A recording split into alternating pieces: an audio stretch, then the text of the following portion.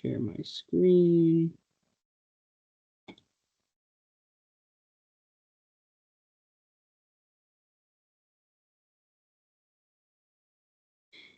Okie dokie. Welcome to Biochem 2. We're going to fly through some Linus learning questions. Main goal of this session is I'm going to do pretty much all of the talking, just because I want to get through as many questions as we possibly can so that people can kind of refer back to this. The trick to this method of studying is going to be, as you go through each of the questions here together, whenever you hit a question that you're like, I don't know what the heck that's talking about, or like what's going on with that, I want you to pause. If you're watching the recording, I want you to pause and go back to the book, go back to the slides, go back to whatever, go to the internet, go to ChatGPT, whatever you need to go to, in order to kind of figure out, okay, where are we? What's the disconnect? What information am I missing as far as understanding this, okay? So we're going to start with chapter 9. These are the biologically important amino acid derivatives. Chapter 9, again, if you haven't watched the recorded video, go watch that on YouTube. This is going to cover all of these guys. So heme is going to create the synthesis as well as the degradation, the breakdown of pretty much all these things.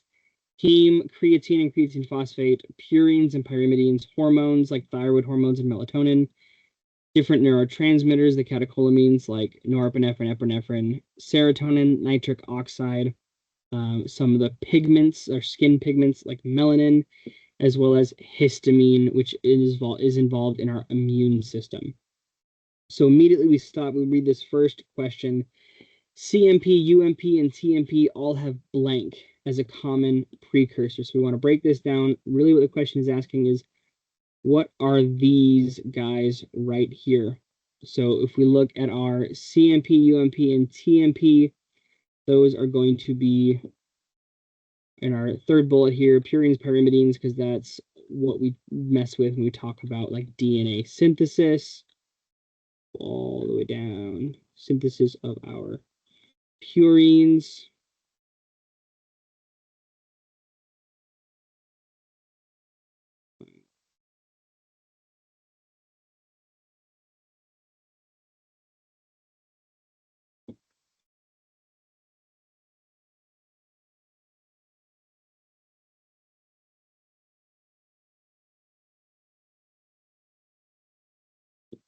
Sure that I say this correctly. So we're looking at this CMP, UMP, TMP. We need to remember that the adenine and the guanine are going to be our pyrimidines. Sorry, our purines. So these guys, CMP, UMP, and TMP, are all of our pyrimidines. So if we go and jump into the book, there's a synthesis of purines. Keep going down, keep going down, keep going down. Synthesis of the pyrimidine. We have aspartate, bicarbonate, and glutamine. So this is where kind of the way that we're going to use this. Now, what I want you to do is essentially turn this question into a flashcard, but more like using the question, okay, what is made with the precursors of aspartate, bicarbonate, and glutamine? Because that's really the question that you're going to want to study, because he could ask you any of these questions, aspartate, bicarbonate, or glutamine. So here, we look right here.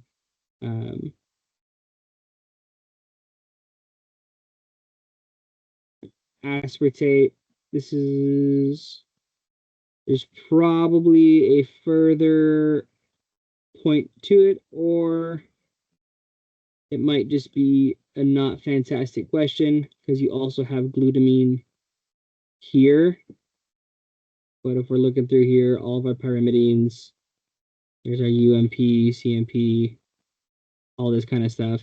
So I think that this is just a answer choices where aspartate is correct. I believe also technically glutamine is correct, but he has the answer listed as aspartate. So it is what it is. We move on. We keep going. We got the question, what we need to know out of it. Along those same lines, we make that a question, and then come back up and do the exact same thing for the purines. What are the precursors for purines? Throw those in there and make another question out of it. Creatine biosynthesis begins in blank.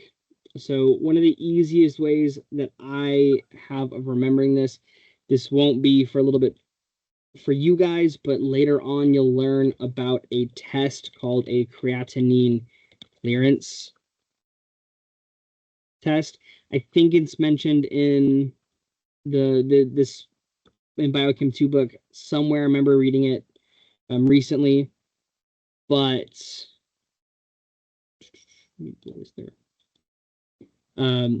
anything that's creatinine, like any creatinine, any of this kind of stuff, we immediately want to associate it with the kidneys. Okay, creatine is going to be with the kidneys. A couple things that we want to associate with the kidneys. We want to associate creatine with the kidneys. We want to associate vitamin D with the kidneys as well. But kidneys play a role in the kidneys and all that kind of stuff, which we'll get to vitamin D in chapter 12. The rate-limiting enzyme in heme biosynthesis. This is really just going to be like the straight up, you have to know it. And I say in the recordings of the lectures, no, anytime it says a rate-limiting enzyme, we need to know all of the rate-limiting enzymes, because those are the ones that that love to get asked about. Teachers love to ask about that. That is our delta aminolevulinic acid synthase. Okay.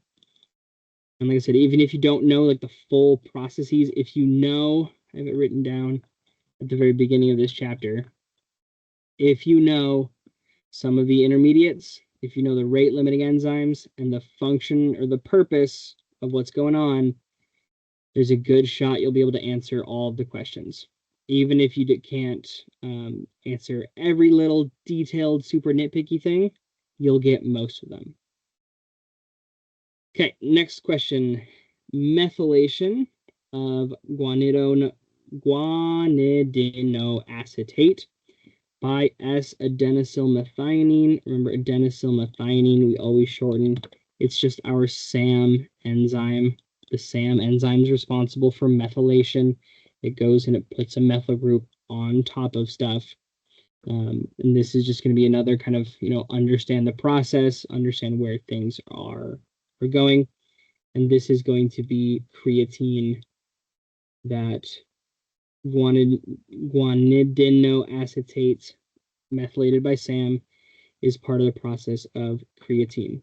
So if you have not watched like the chapter by chapter reviews, or if you're kind of immediately like, whoa, that's a little bit much, go back and rewatch them and focus on these things. Focus on the intermediates, focus on kind of the general big concepts, and understand which enzymes, what are the main enzymes being used. And a lot of times that's going to be how you can differentiate between all this stuff. Like immediately, if you can see guanidinoacetate, eventually I'm going to be able to pronounce that word flawlessly, you'll be able to connect that back with creatine. I believe creatine was the first one. Heme and then creatine. So we look at the creatine synthesis right there. Glycine and arginine come together, pops out ornithine, and you get the guanidinoacetate. SAM acts on it, and you get creatine. So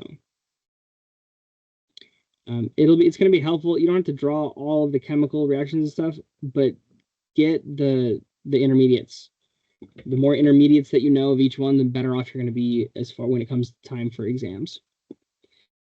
Precursors for the biosynthesis of the pyrimidine ring system include, this is essentially a repeat question of what we saw before. And if you remember, we stop and we think, okay, the three that we had seen for the pyrimidine ring system, the pyrimidines, We had aspartate, bicarb, and then was it glutamine, I believe, was the one that we need to remember. Yeah, aspartate, bicarbonate, glutamine. So we come here and we look at this. Okay, so this one, glycine, that has an extra one, so it's not that one. Glutamine, that has a nitrogen stuff. That one we didn't really we don't need to talk about. Glycine and succinyl-CoA, none of those. Inosine and aspartate, no. And then so we're left kind of with this carbamoyl phosphate and aspartate, but we never really talked about carbamoyl phosphate. So this is where we go, okay, that's a little bit confusing. Let's run back and see, maybe it's just in a later part of the process. Yeah, there we go. We get the glutamine, we get the bicarbonate, and we add those together with ATP, and we get carbamoyl phosphate, and then we add aspartate to that whole process. So really, all carbamoyl phosphate is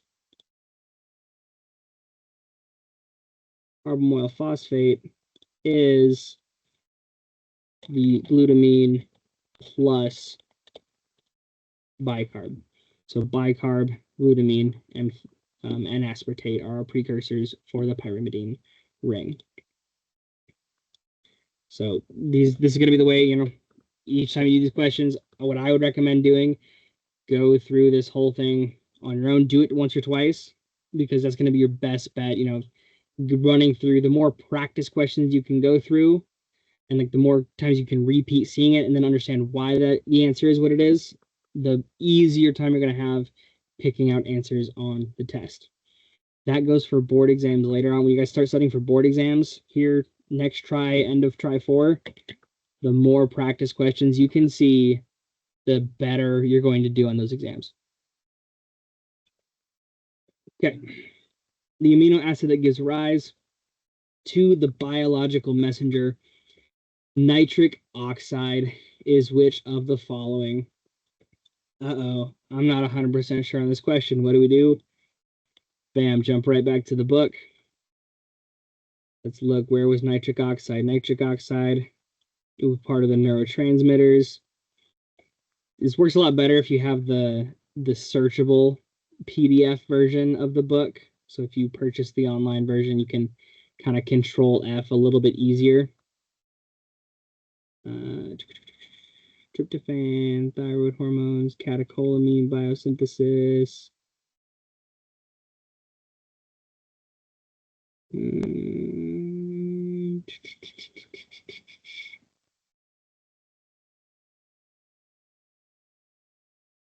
I can't find where it is in the book. Catecholamines, I know what it is, but I want to find it in the book so we can read it. That's fine. I guess it.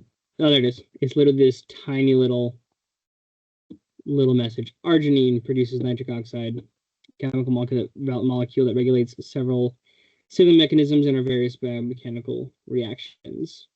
So arginine, and this one, like, this is just straight memorization of, throw this into a little Quizlet just like this and see it 4 or 5 times and you'll be fine. The amino acid blank is an intermediate in the biosynthesis of blank. So here we go, we're looking at pairing stuff. So we look at these, this is a great question that we can kind of use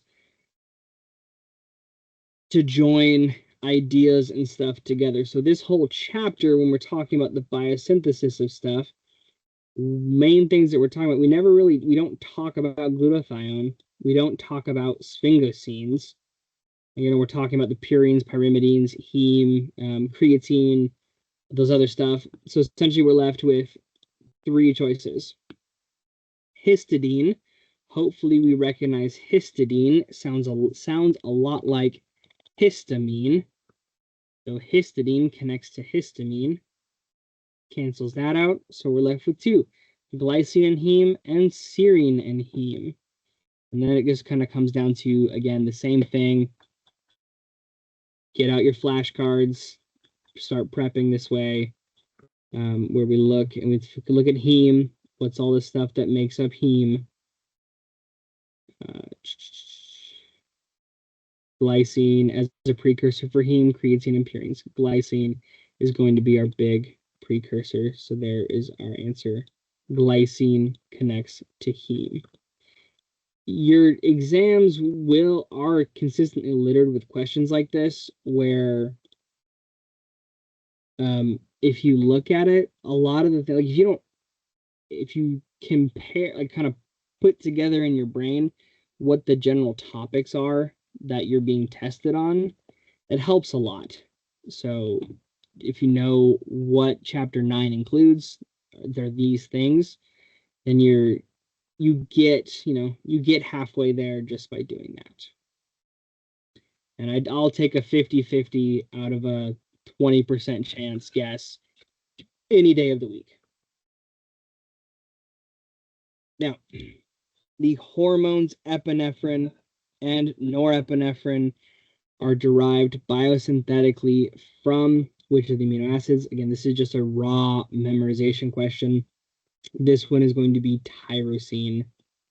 The two, if you're going to remember any of these from Biochem 2 to carry forward with your knowledge into the future, you 1000% need to know all of the stuff that's derived from tryptophan and from tyrosine. Those will be all over future board exams of other classes as well. Like that, those two specifically are never going away until you graduate chiropractic school, and then you can basically forget about them. So, but not really. We have this whole chunk in the book. If you watch my video, I emphasize this a ton. We have this whole chunk of tyrosine. Look how many stars I put all over the place here. And then also as we come down, you have tryptophan. Again, whole bunch of stuff. All of that's highlighted.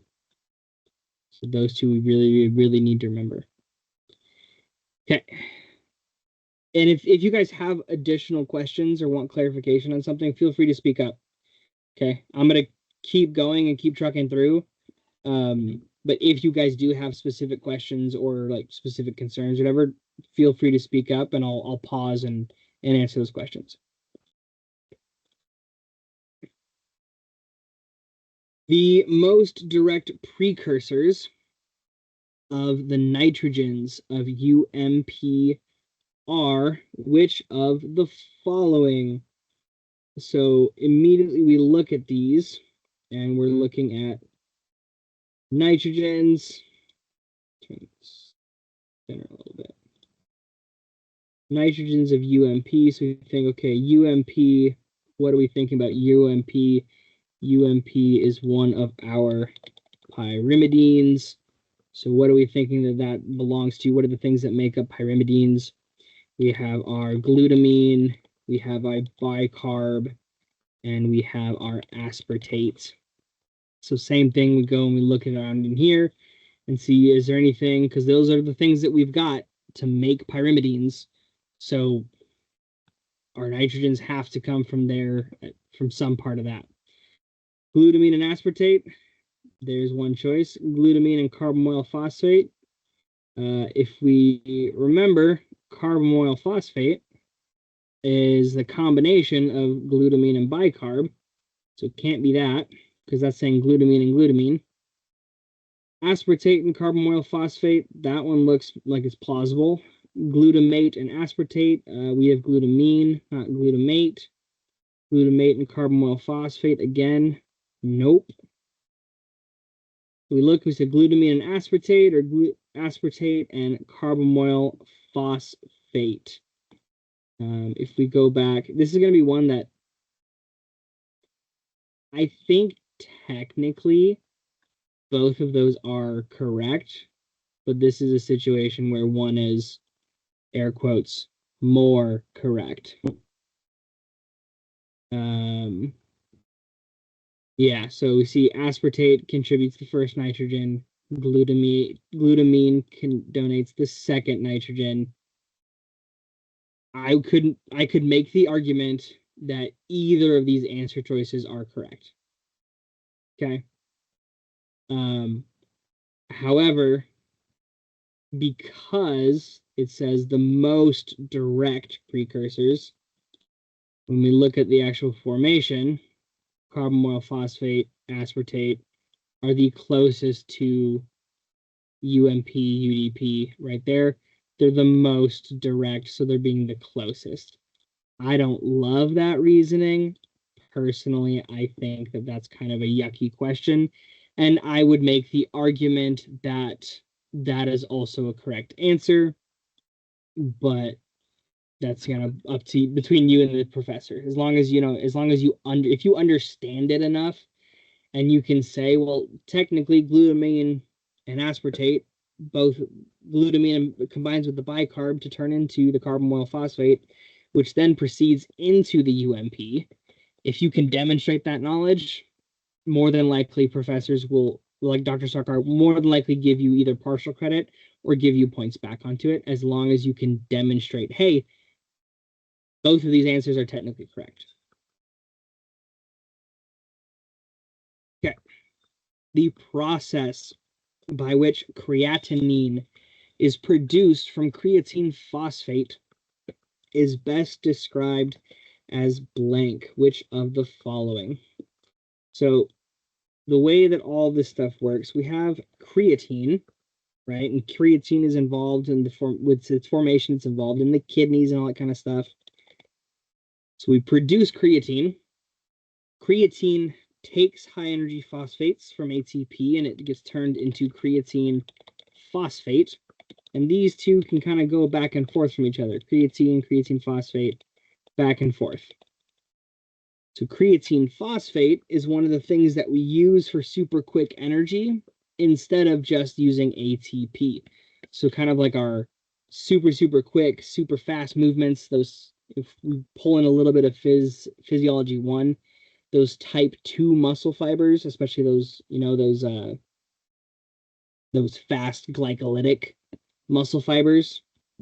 When we're doing those sprinting high energy exercises over a short period of time, we turn on our creatine phosphate system and we use that as an energy source to kick things off and keep going.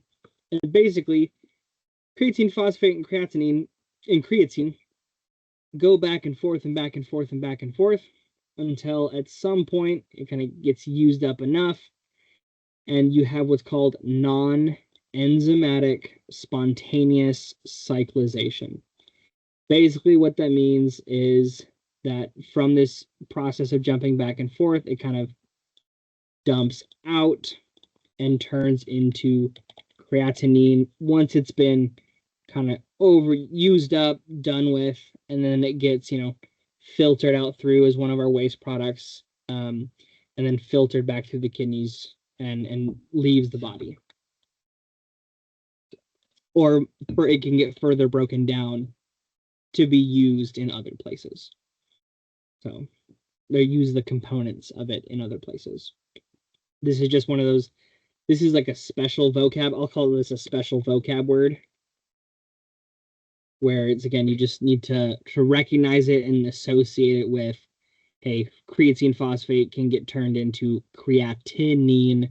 That's with 2 INs instead of just 1, in order for kind of the ending of the cycle and the use of the creatine phosphate. Okay. Next question, long one. The synthesis of purine and pyrimidine nucleotides differ in that which of the following occurs. So immediately we stop and we think, okay, what do we remember? What do we know? The pyrimidines, we've talked about several times now.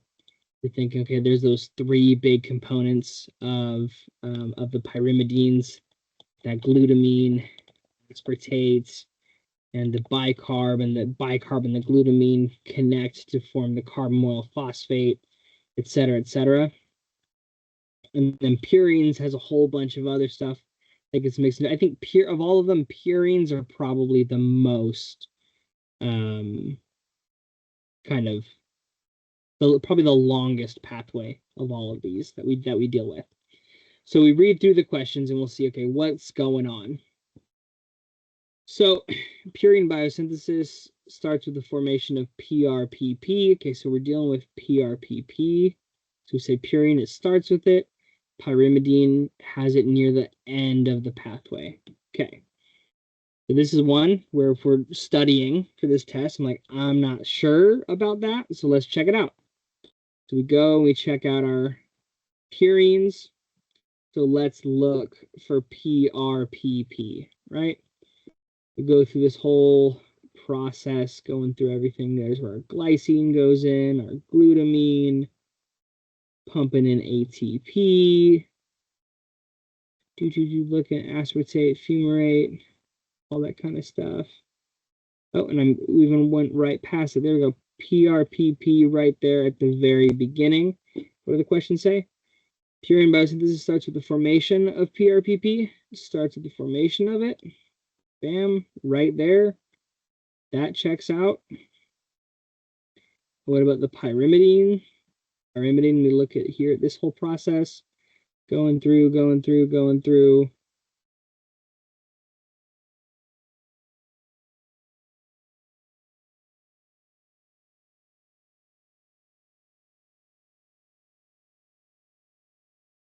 This is a potentially bad question.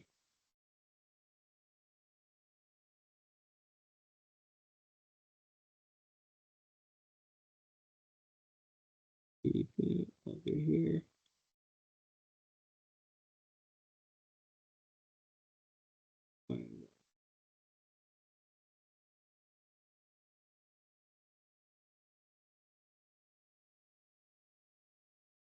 This kind of looks like a gross question. I guess. Okay, yeah. I don't love this question because of the graphs that he kind of gives us.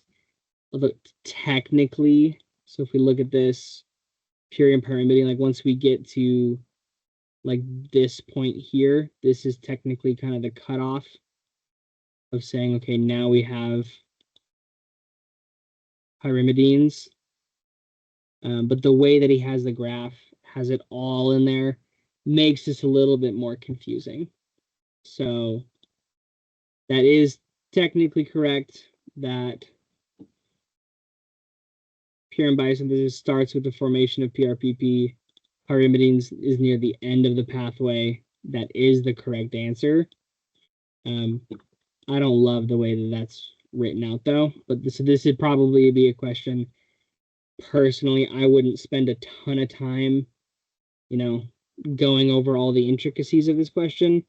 I would just note this and think, okay, if this exact question pops up on the test, or just like a rearranging of this question, I'll know the answer. That's as deep as I would go with that. I wouldn't go much deeper trying to figure out all the little intricacies of everything going on. That's my advice on that. Continuing, which amino acid is the precursor for the synthesis of thyroid hormones? I promise you, Dr. Sarkar loves thyroid hormones. This is going to be on the test every single time. The answer is tyrosine. Tyrosine even kind of sounds tyrosine, thyroid, a little bit similar. And like I said, you need to know all of the stuff that comes from tyrosine, all of the stuff that comes from tryptophan. You absolutely need to know those two. Which amino acid is the precursor of the neurotransmitter serotonin? Immediately I'm like, hey, more than likely, whenever you see these kind of questions, your first instinct should be tyrosine, tryptophan, and kind of go from those two. So if we look at tyrosine, we have our neurotransmitters, the dopamine, norepinephrine, epinephrine, as well as our melanin, and then our thyroid hormones. And tryptophan produces serotonin, and melatonin are our big ones from tryptophan. So serotonin is going to be our tryptophan.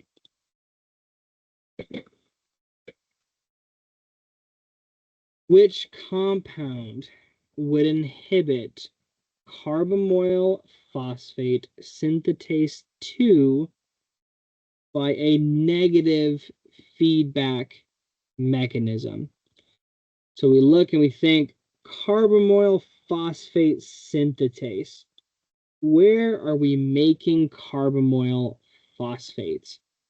We've seen this reaction. I've noticed a pattern. He's asked a lot of questions about purine, pyrimidine stuff. So I would assume that's probably the way it's going to be on the test in this chunk of material. So we look at that and we think, okay, we're looking at our pyrimidine, whatever, biosynthesis. For us, that's spelled wrong, but it's fine. So we look at this over here and we say, okay, what kind of stuff are we looking at for our pyrimidine biosynthesis? Well, first of all, A and D are the same answer. So it can't be, if it's the same answer choice, most of the time, it's not that. And then we look at adenosine and uridine triphosphate. Both adenosine and the uridine, don't check that. It's one thing I've always struggled. Yeah, adenosine, the adenosine, this is a purine. That's a purine. It's not going to be the carbamoyl phosphate synthetase. So more than likely uridine triphosphate is going to be our answer, because that's the one that's associated with pyrimidine biosynthesis.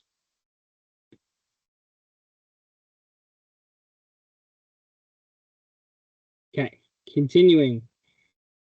Which functional group is transferred to guanidino acetate to synthesize creatine? We talked about creatine a couple times. This guy right here is associated with SAM. SAM deals with our methyl groups. So there, if you know just this word, that guanidino acetate is related to SAM, and that's related to creatine, you have two of these questions answered right there. Okay, throwback to pentose phosphate pathway. So which of the following compounds derived from the pentose phosphate pathway is essential for the biosynthesis of nucleic acids such as DNA? We look at DNA. What does it stand for? Deoxyribonucleic acid. Ribose, it's right there. The ribose 5-phosphates from our pentose phosphate pathway is what we use to make DNA. And we actually get the ribose 5-phosphate. The only other ones, the fructose 6-phosphate and the erythrose 4-phosphate aren't involved in that. The xylulose, the ribose and the xylulose, I believe ribose turns into xylulose and then go back around, if I remember correctly. But yeah, the ribose is the one. Deoxyribonucleic acid. Key thing to remember, pentose phosphate pathway, besides the ribose 5-phosphate, the other thing that we're getting from this is that NADHP, that's going to come back around full circle when we get through chapters 11 and 12 in the vitamin stuff. Which of the following compounds is a degraded product of heme metabolism following the oxidation of the heme molecule? So when we break apart heme is just a fancy, think of heme as a fancy word for blood, especially like red blood cells. type stuff, because we have, you know, the hemoglobin and everything that we use, which gives, you know, blood its color and everything, is found in the red blood cells. So when we break down red blood cells, we also break down hemoglobin. Breaking down hemoglobin, we break down heme.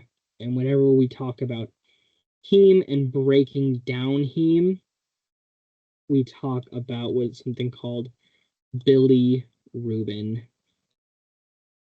Bilirubin is going to be the byproduct of breaking apart and breaking down heme. You can go and see that reaction really quick. That's the creatine. Breaking down of heme. Answer choices, other answer choices that he can give you: biliverdin or bilirubin, any of this kind of stuff as well. You could even give you urobilinogen or urobilin or stercobilin. Biggest thing, you don't really need to know like this whole pathway of what turns into what and how, but you just need to understand, hey, this is all coming from the breakdown of heme. So all of these different words are related to heme. The only thing that might be helpful is like looking and determining, you know, what they're associated with. Like urobilinogen, you can kind of associate with either the kidneys or with the bile. So bile, gallbladder, liver, connect it all into there together.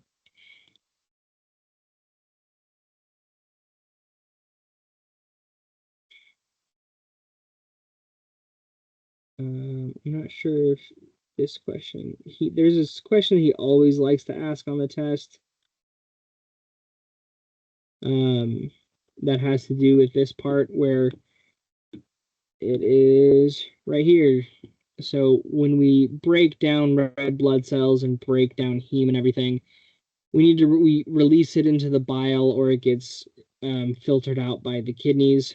When it's released in the bile, it goes into our small intestines as urobilinogen, and then inside of the small intestines, the bacteria are going to mess with all the bilirubin, converting it to urobilinogen, and then that's broken down to stercobilin, and that's what gives feces its brown color.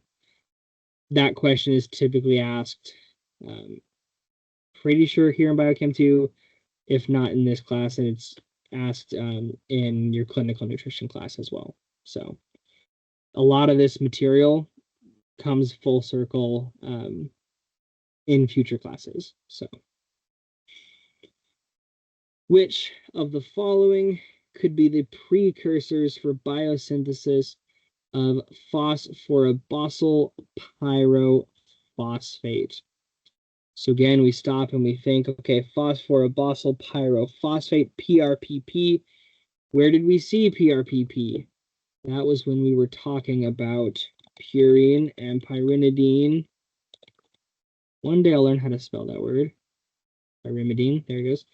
Purine and pyrimidine stuff. So let's go ahead and look and see in here what kind of stuff is involved with purine and pyrimidine stuff. Okay, so we go through here. Erythros for ATP and ribose 5-phosphate. That looks like a potentially good choice, because our ribose 5-phosphate is, you know, involved with purine, pyrimidine, DNA type stuff. ADP and erythros 4-phosphate. Nope. Phosphates and ribulose. Like maybe, but like ribulose is before ribose, so probably not. And ribose and glucose. No, both of those are sugars. We use ribose. We don't use glucose when we mess with that stuff. So best answer choice is going to be ATP and ribose 5-phosphate.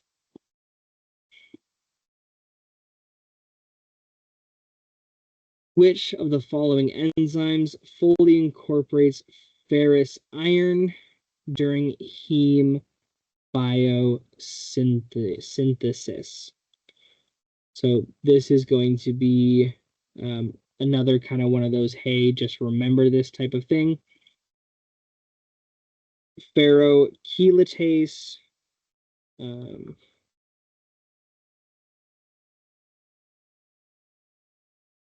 the word chelate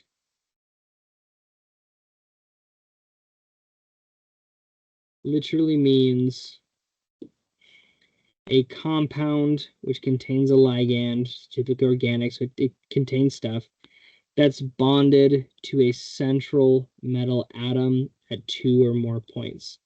So whenever we're dealing with stuff that, like we know with heme, has that iron center, ferrochelatase is what chelates the iron into the center of the heme. This is, again, just one of those questions that's kind of see this question 4 or 5 times and it'll stick in your brain. Which of the following intermediates of the citric acid cycle, woohoo, citric acid cycle, is directly used for the biosynthesis of pyrrole ring during heme biosynthesis? Pyrrole ring during heme biosynthesis. So this, we're going to go back and look at our heme biosynthesis. And first of all, look at what the heck is a pyrrole ring. I think it mentions it. Here we go. So the pyrrole ring are what forms the porphyrin ring. So the porphyrin ring is the whole shape of the heme itself. And 4 pyrrole rings are joined together in order to create that. So essentially these little rings right here, these are our pyrrole rings. We make each of these rings first, and then you can think back to when we talked about like the fat biosynthesis, fatty acid biosynthesis, how we made like the isoprenyl rings and the isoprenyl structures. And then once we had made those, then we kind of stuck those together to form the chains that we needed. Very similar idea here, where we make these rings first, and then we bring each of those rings together and stick them together in order to form the full final structure. So which of the intermediates is used to create the pyrrole rings? This is a guaranteed, so it's going to be a question that's right. It's probably just a tidbit that's right in here, I would think.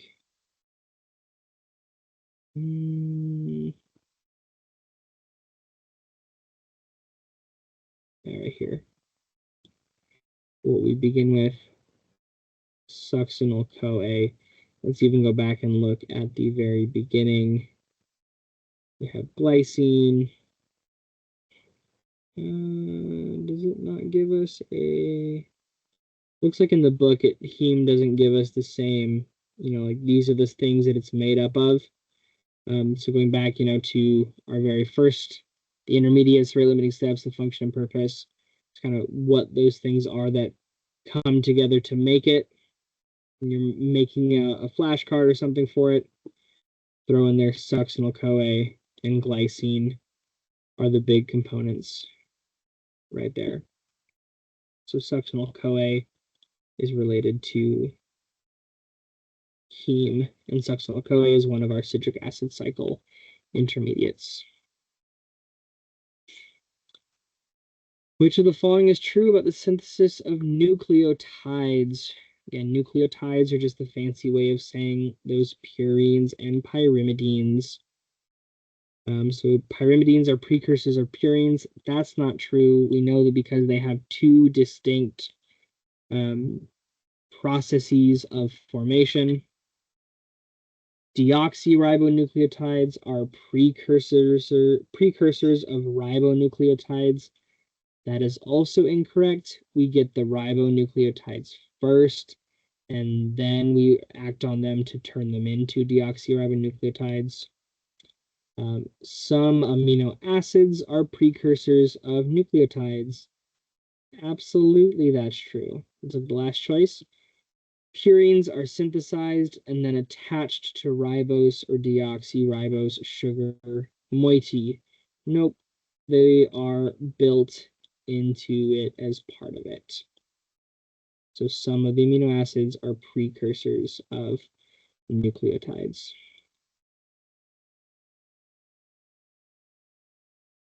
These are the kind of questions that you kind of just have to logic your way through. And again, if you see it a couple of times before going into a test, you're going to be in a much better position just because you've seen like this. If he's going to ask this type of question, like he's going to ask almost this exact question. So, which of the following molecules is not derived from glycine? We saw at the very, very beginning our purines, the creatine, and the heme are all from glycine, but deeper than that, we look at melatonin, and we know, hey, melatonin comes from serotonin. Serotonin, we're messing with our tryptophan. Right? Serotonin is our tryptophan. So if we just remember what tryptophan and tyrosine make, that gives us the answer to that question as well. Which of the following nucleotides are produced first in the biosynthetic pathway of purine nucleotides and serves as the precursor for the synthesis of ribonucleic acids and or deoxyribonucleic acids? So this one we can look at and immediately cross off a couple of choices because ribonucleic acids, RNAs, have uracil, but the deoxyribonucleic acids don't have uracil. So it can't be that. The G and the A, even so we're left with these three choices. And again, so we're looking at the precursor for the synthesis of all of these kind of things. This is another one. If you follow the process of purine, pyrimidine, all this kind of biosynthesis, you'll see this guy right here, this inosine monophosphate. This is going to be what's produced first for the purine biosynthesis. We go to our purines, creatine, and after that, purines right here.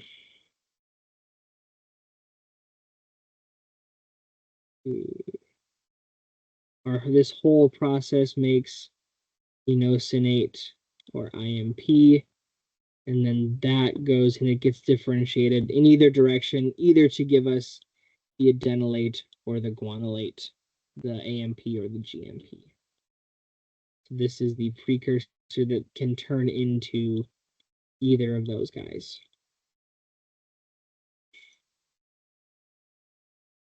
Which of the following vitamins is required as a coenzyme in the formation of delta aminolevulinic acid, aka delta ALA, during heme.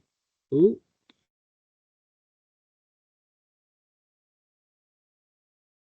Sorry, screen went black there for a sec, but we're back. Which of the following vitamins is required as a coenzyme for creation of heme? In this one, we look through. This is again just kind of understanding the process of we're going to want to associate certain enzymes when certain coenzymes with these different processes. Whenever we talk about heme biosynthesis, we want our pyridoxal phosphate, and we'll talk more about kind of other ways that you can understand and know that without just straight memorization when we get into chapter 11, because chapter 11, pyridoxal phosphate, is one of our B vitamins. and understanding the B vitamins and what the B vitamins do, we can then connect those to these different processes. Okay, so why is the cytosolic carbamoyl phosphate synthetase 2 enzyme important? Again, we're talking about that purine type biosynthesis. So we look through this. What has to do with the purine pyrimidine stuff? Okay, this one has purines. This one has pyrimidine. That's urea. We're not talking about urea. Pyrrole ring, that's for heme, so it's none of that. We stop and we think, okay, carbamoyl phosphate specifically, is it purine or is it pyrimidine biosynthesis? Carbamoyl phosphate is the combination of the glutamine and the bicarb in the formation of pyrimidines, not purines, pyrimidines. So see, we didn't even have to know anything about the actual processes themselves. We just need to know what the heck carbamoyl phosphate is. Where is that located? Bam, it's pyrimidine. It can only be that answer. Last question in this chapter. You want to use one specific enzyme catalyzed reaction to convert a specific amino acid to its corresponding biogenic amine neurotransmitter in one step. What kind of biochemical reaction would you select? So from the question, so it's one single step, and we're converting an amino acid, a specific amino acid, to an amine neurotransmitter in one step. So we're thinking, so neurotransmitters. We talk about neurotransmitters. We're going to be looking in here, dopamine, norepinephrine, epinephrine. These are some neurotransmitters. Serotonin is also a neurotransmitter. So let's kind of look and see, is there a way, is there something here that shows this specifically? When I remember reading through all of this,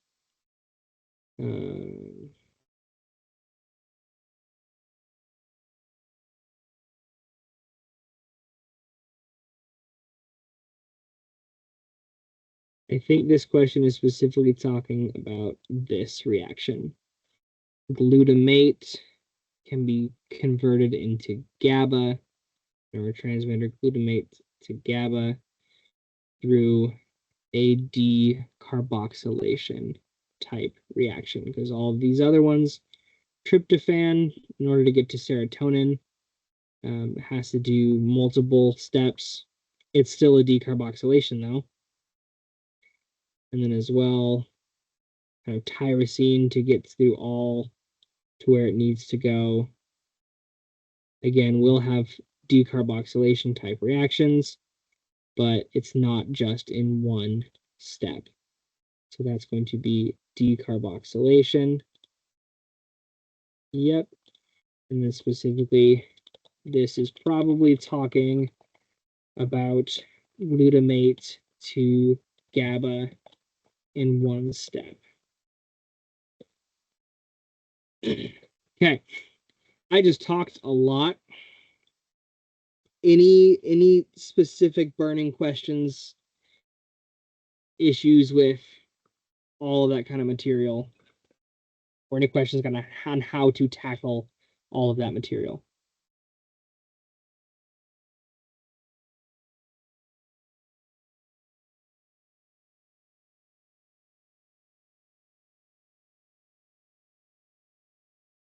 That definitely helped. Okay, good. We'll just keep rolling.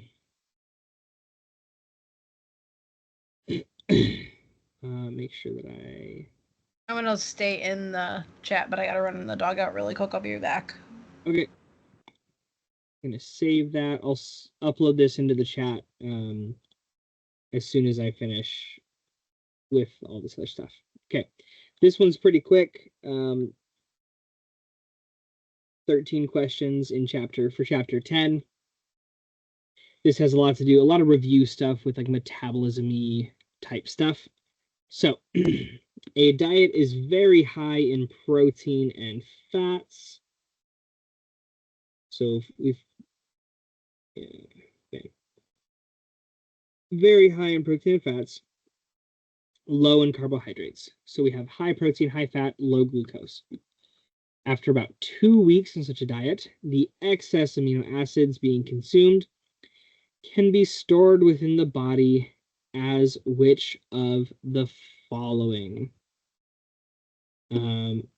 So big main concept through all of this is that we can store glucose, we can store fats, but we cannot store amino acids. There's no set up place for us to store amino acids. So how do we store that energy, that stuff that we have? What we do is we take those amino acids,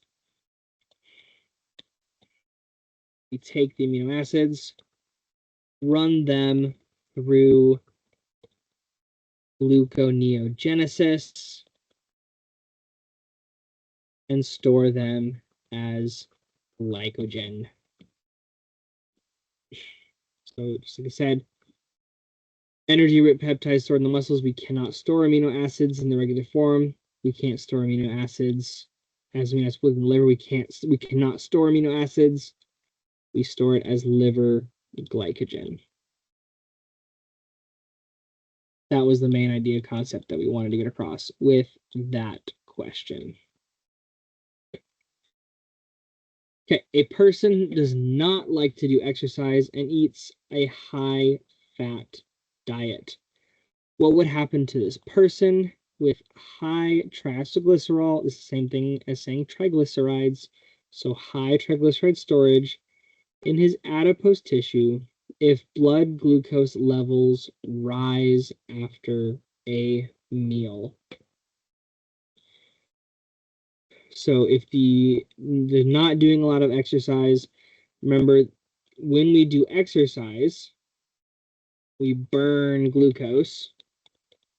Specifically, if we burn through enough, we dip into the glycogen stores in the muscles. But when we eat, as soon as we eat and we have high blood glucose, we are looking to store stuff. So if we have high blood glucose, we're going to release insulin. We're going to absorb stuff into the cells and try and maintain the blood glucose levels at a lower or like a mid-range rate of where they're supposed to be.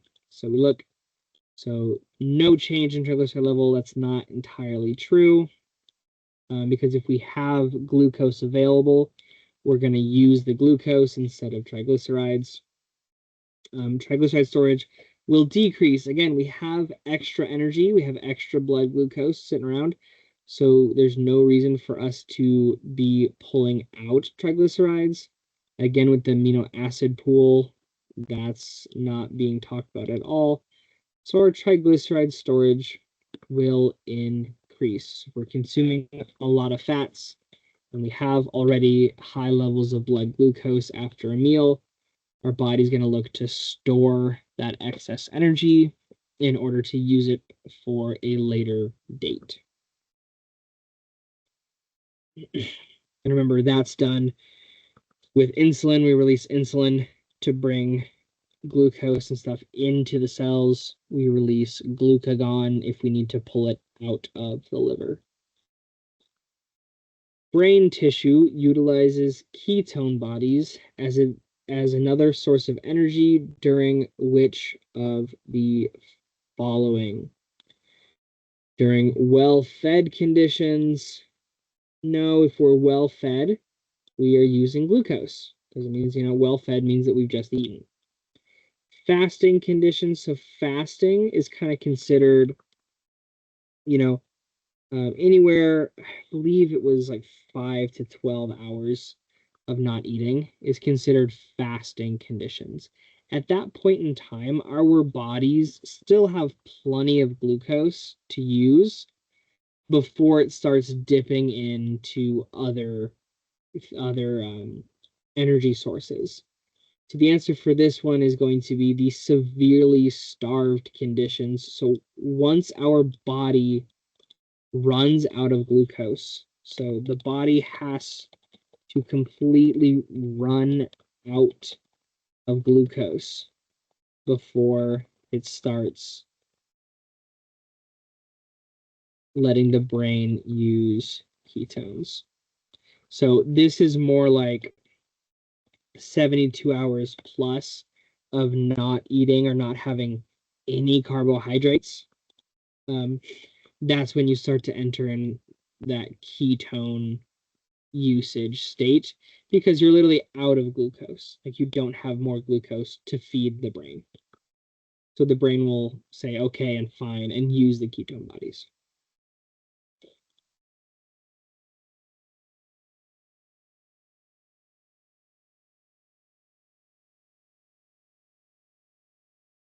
During the severely starved conditions, 30 hours of starving. So this was awful. This is 72 hours if not eating any carbs, but still other foods. You enter that. 30 hours of starving, 30 hours of not eating anything. The glycogen stores in a person are completely depleted.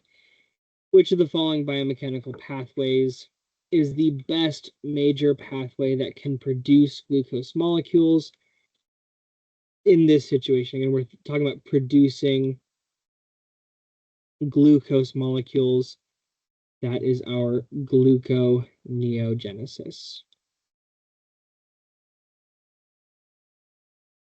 The metabolic processes are regulated by, I love these questions that get mixed up out of order, and it's like A, B, and C or whatever, and you have no clue what answer choices are which. A little tip, if in the actual test, if these questions get randomized and mixed like this, most of the time, it's all of them. If they get mixed up, most of the time it's all of them. So unless like 2 of the 3 are so atrociously wrong that there's no way it only can be one answer choice. So in this case, this is true that it is A, B, and C. But let's look at what the answers are. So metabolic processes are regulated by the accessibility of substrates by compartmentalization. So the accessibility of substrates, that's completely true. If we don't have glucose, we can't break down glucose and do glycolysis. Allosteric control of enzyme activity. Yep, absolutely. We have the negative feedback loops in place for a reason. And then transcriptional regulation of the amount of enzyme. And yeah, that again as well. Because if we have more enzyme means we can bind to more substrate. Binding to more substrate means we break more stuff down.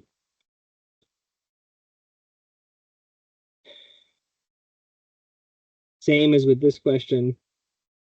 Things got mixed up, but some of the mechanisms by which enzyme catalytic activity is controlled: allosteric control, feedback inhibition, covalent modification. Yeah, allosteric control is a lot of our feedback inhibition.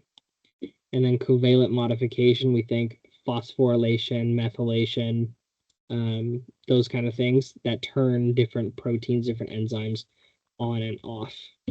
So all 3 of those are correct. So A, B, and C. Question 7, the common compound generated during the oxidative degradation of amino acids, fatty acids, and glucose is which of the following? This is the one. So the one that you see constantly in all of these is acetyl-CoA. Breaking down fats, it's into acetyl-CoA. Glucose gets converted to pyruvate and then to acetyl-CoA to go into the Krebs cycle. All of the amino acids, again, when they go through gluconeogenesis, that kind of stuff, they go kind of into that pyruvate to turn into acetyl-CoA pathway. So acetyl-CoA is that common denominator between all of them. The metabolic pathways that require energy and are often biosynthetic processes are which of the following? So the pathways that require energy and synthetic synthesize making of stuff. So our anabolic reactions, we need to put energy into them, and they're biosynthetic, meaning that we build stuff, we make stuff. Catabolic is breaking stuff down.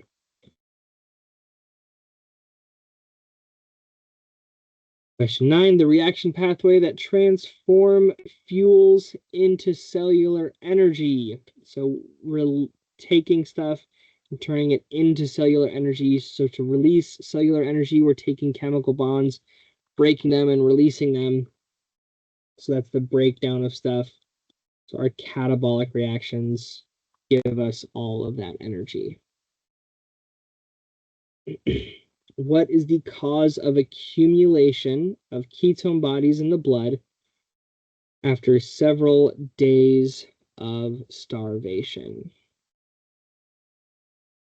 So we end up with a whole bunch of ketone bodies, because if you think way back when we talked about the ketone bodies, one of the ways that we kind of clean up the ketone bodies is that we use oxaloacetate to kind of combine them with other stuff together to turn them into acetyl-CoA to then, continue into the citric acid cycle.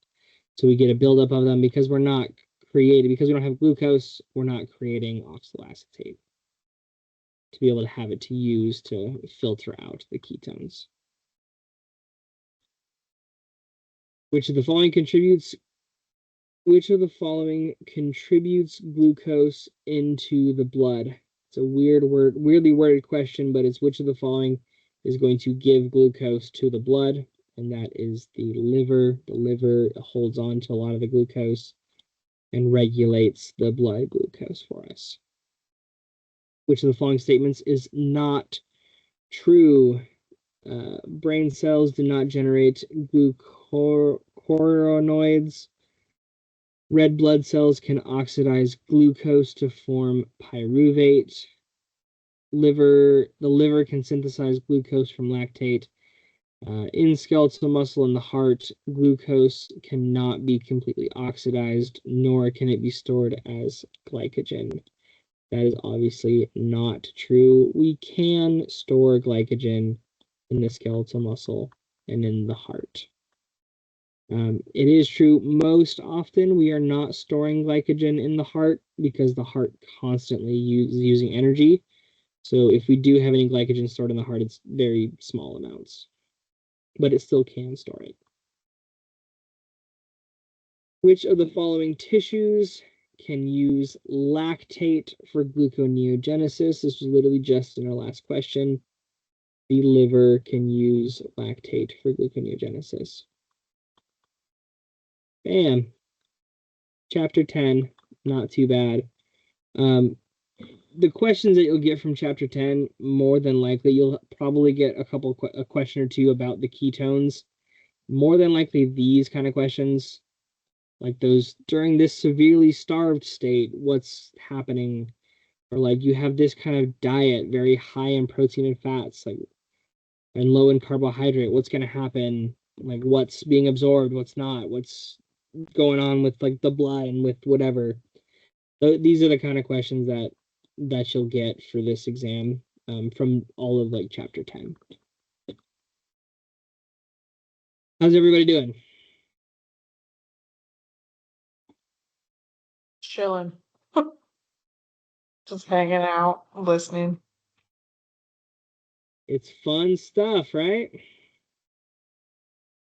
Oh, It's great. Okay.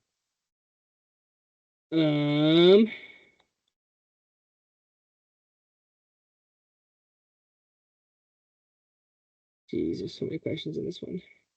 Let's do this, because I do want to be able to get through all of them tomorrow. Let's do, like, these ones should be relatively quick. The answers, a lot of this is just going to be, you know, you kind of just need to know which vitamin does what. If you watch the video, I kind of give and I show like my whole chart breakdown stuff, so you can take a look at that in the video. Or with going through all the B vitamins, I kind of point out the things to add to make your own chart, so that you can, you know, answer all these types of questions. So, a deficiency of which of the following vitamins will lead to an inability to synthesize heme. So when we talked about heme, heme was the pyridoxical phosphate. Pyridoxical phosphate, we looked through all of our B vitamins. Remember our mnemonic: tall, rich, nudists, played, pickle, ball, or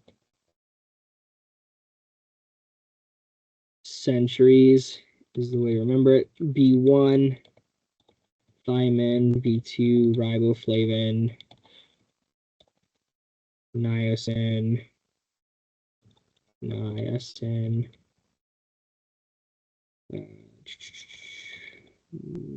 biotin, folates, cobalamin, and then make sure that I ordered these correctly.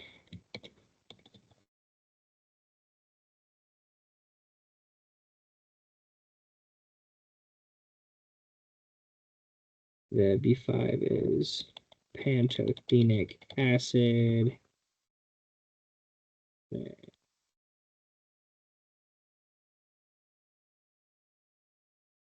Ooh.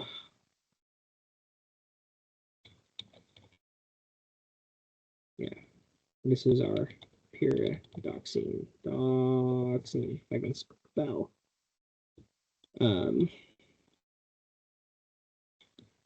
B1, 2, 3, 5, 6, 7, 9, and 12. So our pyridoxical phosphate, or whatever the name or whatever is our pyridoxine, vitamin B6 used to synthesize heme. Long-term renal dialysis, deficiency of which of the following vitamins is a possibility? So renal dialysis, when we talk about these, E,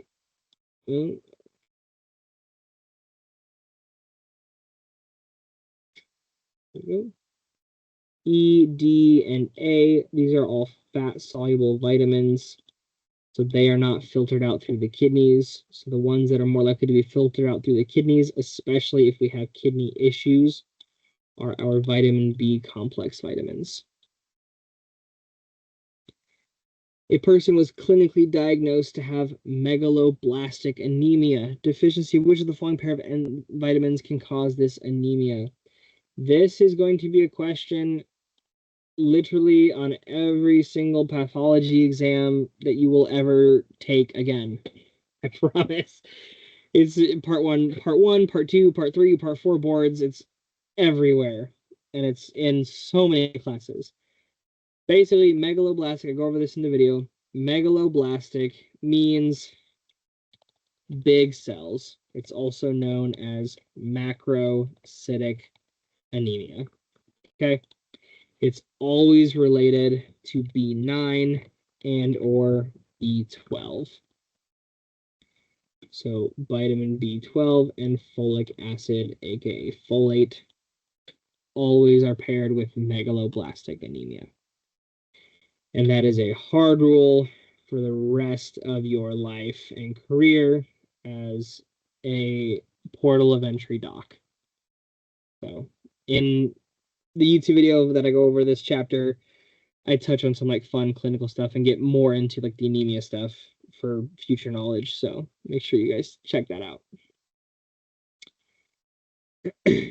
Appropriate doses of which of the following vitamins can prevent lipid peroxidation? Lipid peroxidation. That is a funky.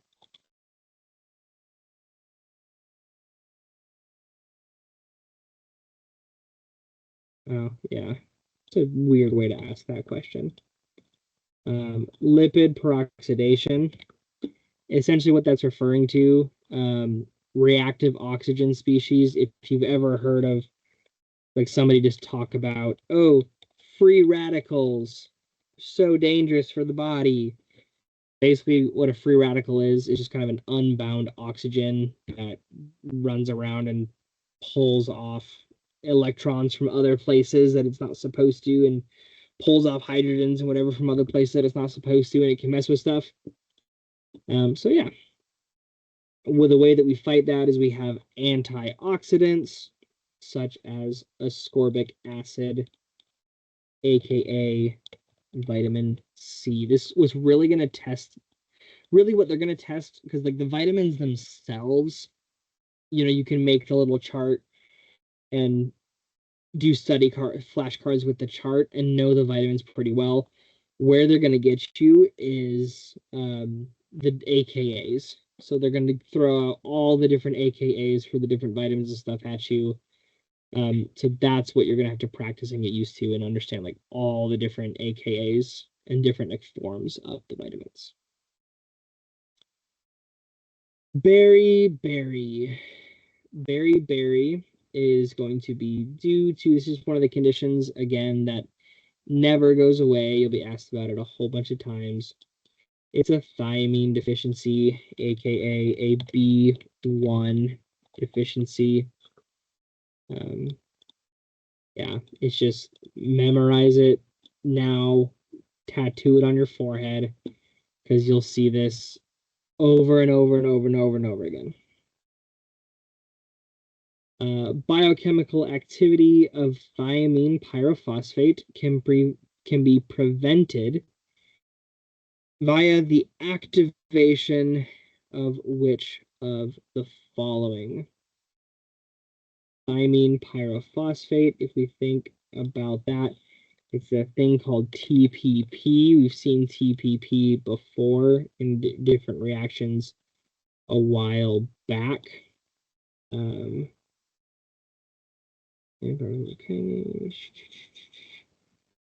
the activity of TPP can be prevented via the activation of, the answer is adenylate kinase. I don't quite remember why, to be completely honest. I'm sure if we go back in the book and kind of weasel through it, we could probably find that whole process, but I would err on the side, you know, just do the practice questions a couple of times and you'll see it. And if you'll get a question exactly like this on the test, or if you get one, you'll get one worded very similar to this, and you'll know the answer. So it's not super important. Deficiency again can cause megaloblastic anemia. Repeat. Go through vitamin B12 and folic acid, aka cobalamin, and B9, aka folate. Deficiency of which of the following vitamins interrupts DNA methylation? This is going to be, whenever we talk about like DNA stuff, we're talking about folic acid or folate. This is why any woman who's had a baby, they take folate supplements.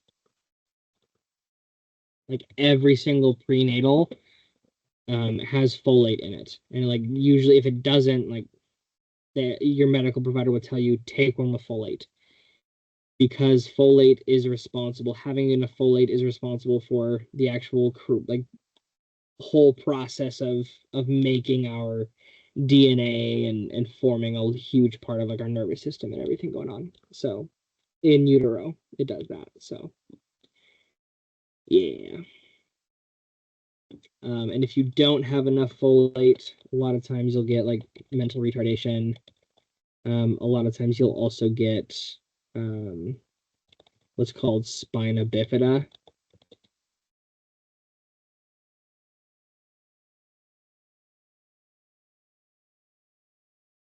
Bifida? Spell something like that.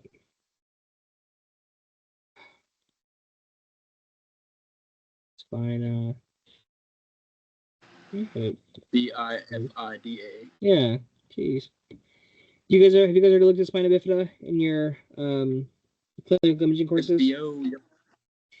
Good. That's been a very nice change that you guys get a lot more of these conditions early on. Whereas my trimester, we didn't see a lot of this on imaging until try 3 or 4. So we didn't really dive into stuff until, like, a lot of stuff until try 4. So you guys are ahead of the game. I really like what they've done with the clinical imaging courses, kind of breaking things down earlier. Okay. Deficiency of which of the following vitamins would interrupt biosynthesis of serine from glycine? And this kind of question really wasn't dove into really in the book. It's going to be folate. These are the kind of questions where they're like super oddly specific. Go through the practice questions enough times and you'll see it. Deficiency of which vitamin can cause pernicious anemia? Pernicious anemia is known kind of as an elderly type of anemia. It's also is as well a megaloblastic anemia. So megaloblastic, macroacidic, we immediately think B9, B12. Pernicious anemia itself is a malabsorption of vitamin B12. Basically, in the stomach, when you digest stuff, your body releases something called intrinsic factor. And the intrinsic factor binds to the B12 and it helps it get absorbed in through the small intestine. What happens is as you get older, or especially like if you take a lot of like antacids, is the pH of your stomach gets less acidic, and it also produces less intrinsic factor. So as a result, because you have less intrinsic factor and your stomach isn't breaking down the proteins and stuff as much as it typically would, your body has a harder time absorbing B12, and so as a result, you get pernicious anemia.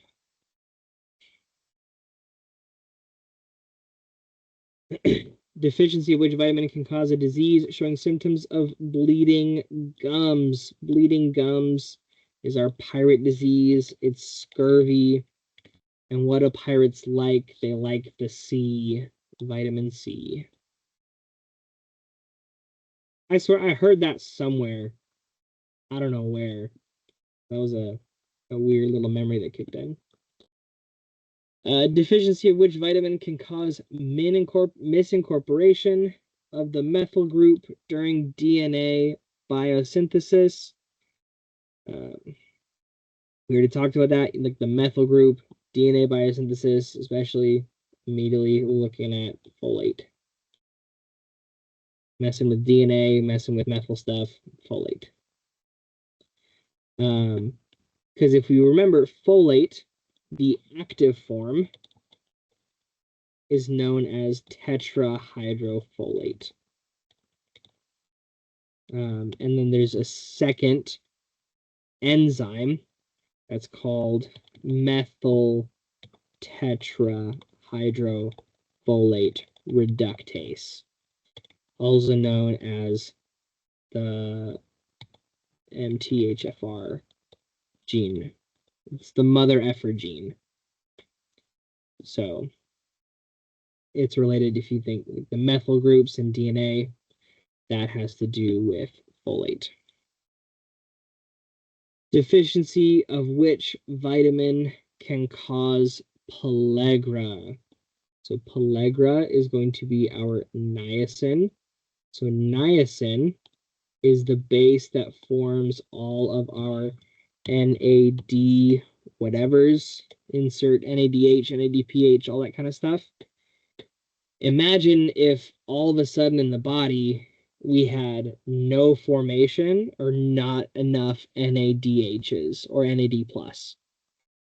Literally all of our oxidation reduction reactions, like a huge chunk of our oxidation reduction reactions, would grind to a halt.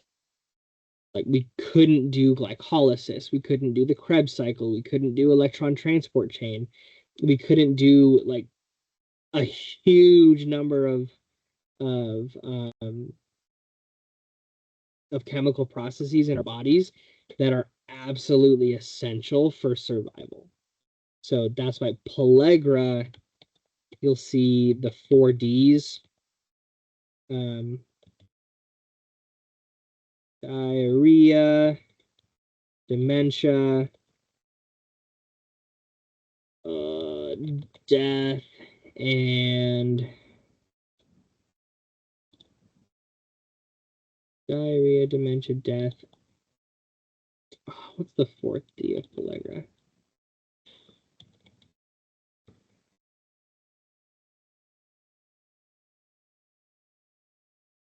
Dermatitis, that's it. Dermatitis. Death is kind of like the most important one there, you know, because you die. So these ones, beriberi, pellagra, those one too, you'll be tested on constantly through your entire time at Parker and in boards and everywhere. Deficiency of which vitamin may cause beriberi? Here's where we're going, that thiamine or vitamin B1. A lot of these questions I feel like are going to be repeats. Dietary tryptophan deficiency could be the cause of which of the following? So if we go through and we look at this, tryptophan, well, megaloblastic anemia, that's our B9, B12, scurvy's our vitamin C, 1 carbon group transfer reactions, that's our, again, our vitamin, our B9 and our B12, riboflavinosis, that's gonna flavin, riboflavin, that has to do with our vitamin B3. So to be honest, this one I don't really understand. The answer is a niacin deficiency.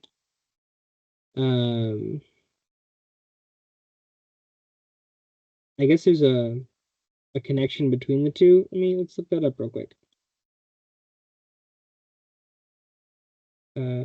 Relationship between tryptophan and niacin.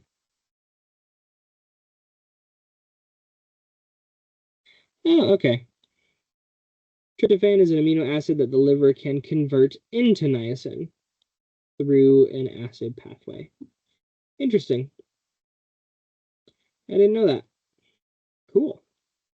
Yeah, if we're out of niacin but we have tryptophan, then we can make niacin. But if we're also out of tryptophan, then we're in big trouble. In which of the following reactions NAD+ is used as a substrate, but not as a coenzyme?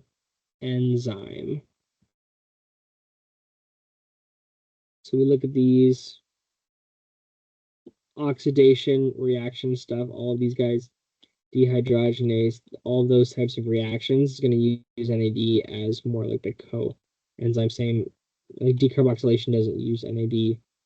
The answer is going to be the ADP ribosylation reaction. I don't remember what that reaction is. So let's take a look at it. I feel like this test especially is going to be kind of a lot of kind of regurgitation of stuff. So like do the practice questions over and over and over and you should be fine. ADP ribosylation is the addition of one or more ADP ribose moieties to a protein. It is a reversible post-translational modification that is involved in many cellular processes, including cell signaling, DNA repair, gene regulation, and apoptosis. Again, I don't remember reading that specifically in the book. That sounds like it's something that was probably mentioned some point, either at the very beginning or last trimester in Biochem 1, and like it was touched on but never really like super laid out, and probably potentially mentioned again once in the book this time. So ingested food is broken down to their corresponding monomeric units and water. As a result of this breakdown, the reactions produce energy essential for the biosynthetic pathways, which the following compounds cannot be utilized for cellular energy, and that is our vitamins. All of the others we can use and convert to glucose one way or another, get into the Krebs cycle, electron transport chain. Vitamins, we cannot. Lack of gulonolactone oxidase would prevent biosynthesis of which vitamin? That's going to be vitamin C. Actually, go find vitamin C. Remember, the AKA of vitamin C is ascorbic acid.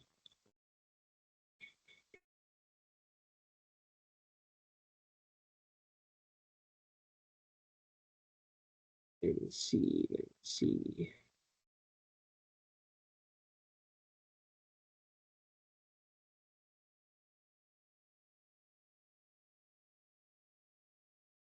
For some reason, they put the order of these, they put it out of order, which really bothers me. There we go.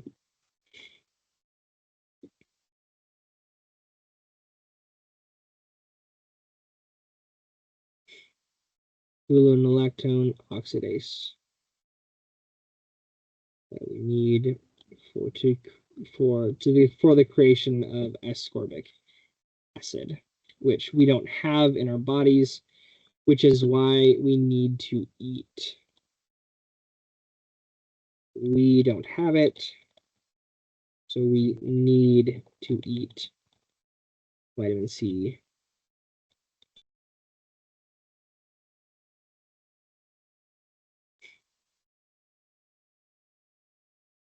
Lack of intrinsic factor. We talked about intrinsic factor. Intrinsic factor we connect specifically to vitamin B12.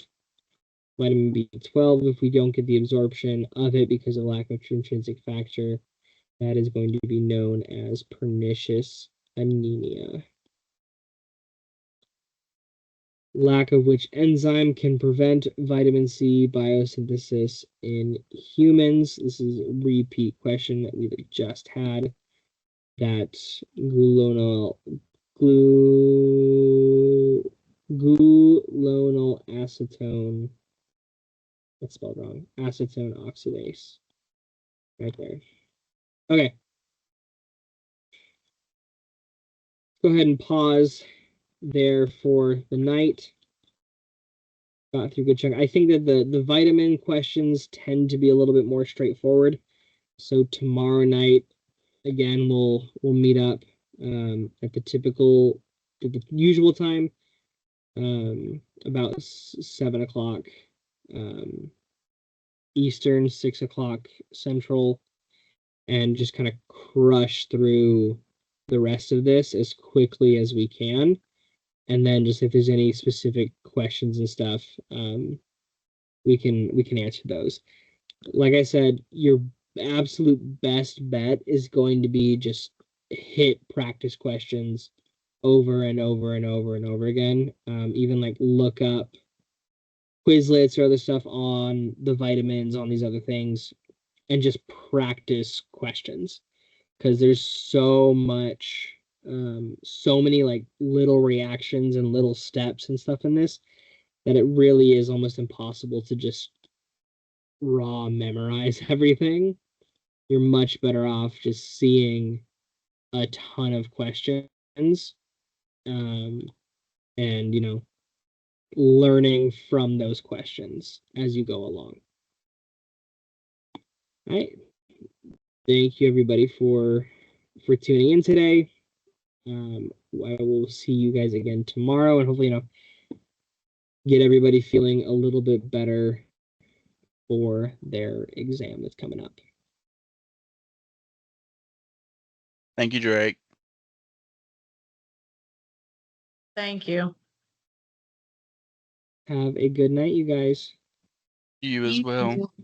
And I'm gonna go ahead and upload this tonight, so that's there.